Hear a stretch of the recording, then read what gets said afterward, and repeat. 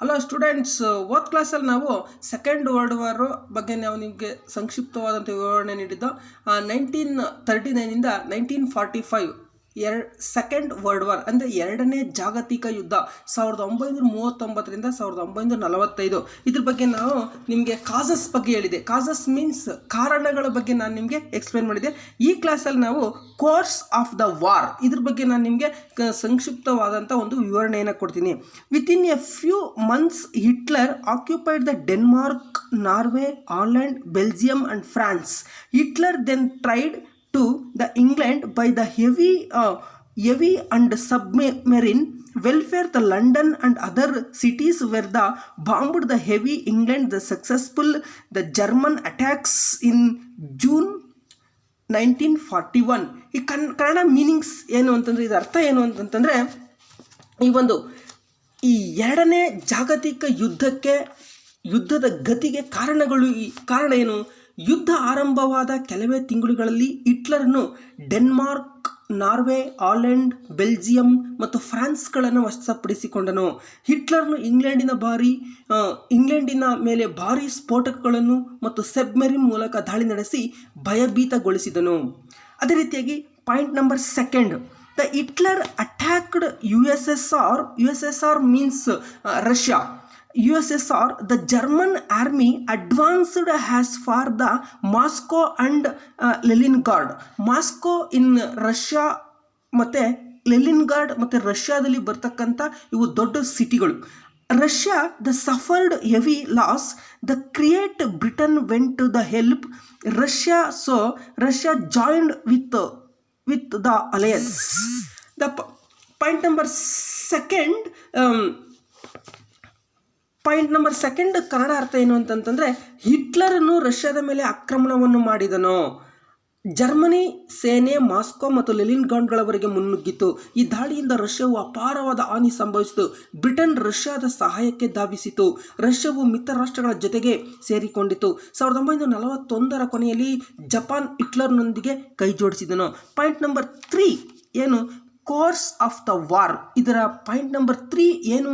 ಅದರ ಅರ್ಥ ಏನು ಅಂತಂತಂದರೆ, At the end of 1941, Japan joined the Hitler. In December 1941, Japan attacked the naval USA, United States of America, the Pearl Harbor in the Pacific Ocean.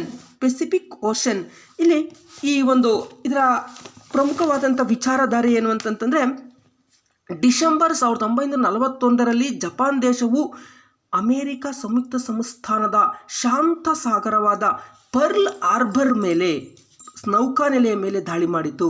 ಅಮೇರಿಕನ್ನರು ಅನೇಕ ಹಡಗುಗಳನ್ನು ಮುಳುಗಿಸಲಾಯಿತು. ಇದು America ಮಿತ್ರ ರಾಷ್ಟ್ರಗಳೊಂದಿಗೆ ಸೇರಲು ಕಾರಣವಾಯಿತು.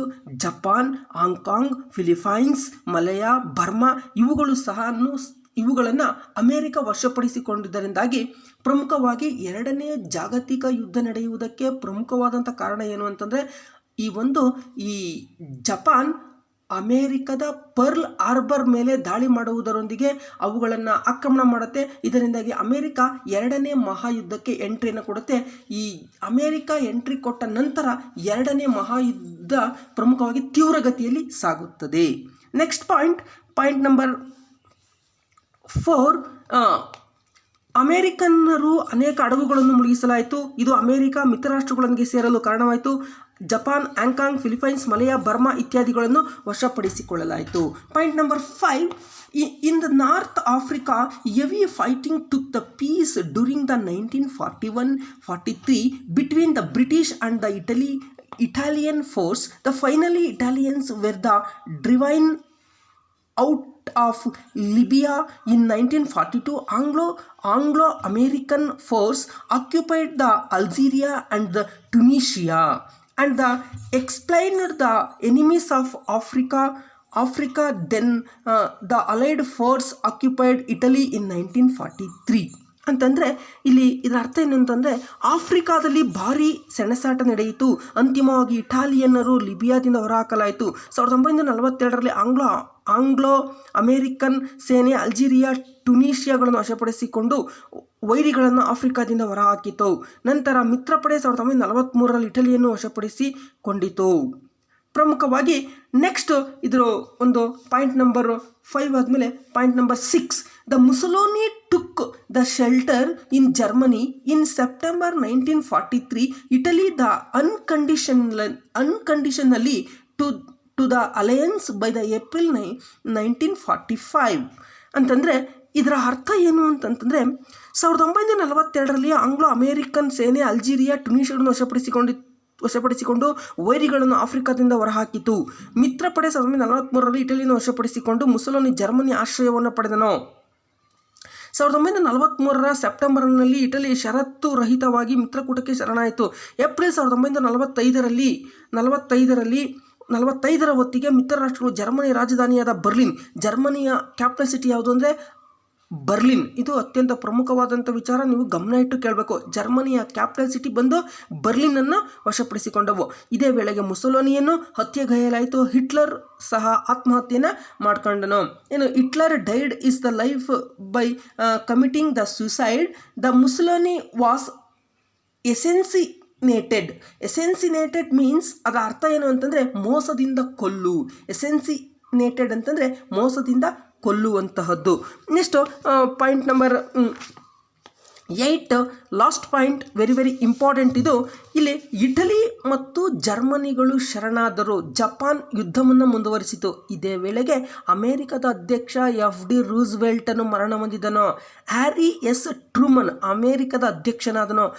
FD ರೂಸ್ವೆಲ್ಟ್ ನಂತರ ಅಮೆರಿಕದ ಅಧ್ಯಕ್ಷ ಯಾರು ಅಂತಂತಂದರೆ ಈ ಒಂದು ಹ್ಯಾರಿ ಎಸ್ ಟ್ರೂಮನ್ ಅಮೆರಿಕದ ಅಧ್ಯಕ್ಷನಾದನು. ಇವನು ಜಪಾನ್ ಮೇಲೆ ಅಣುಬಾಂಬನ್ನು ದಾಳಿ ಮಾಡಲು ಅಮೆರಿಕ ಸೇನಾಪಡೆಗೆ ಆದೇಶವನ್ನು ನೀಡಿದನು. ಎಲ್ಲ ಕಾಂಪಿಟೇಟಿವ್ ಎಕ್ಸಾಮಲ್ಲಿ ಕೇಳ್ತಾರೆ ನಿಮಗೆ.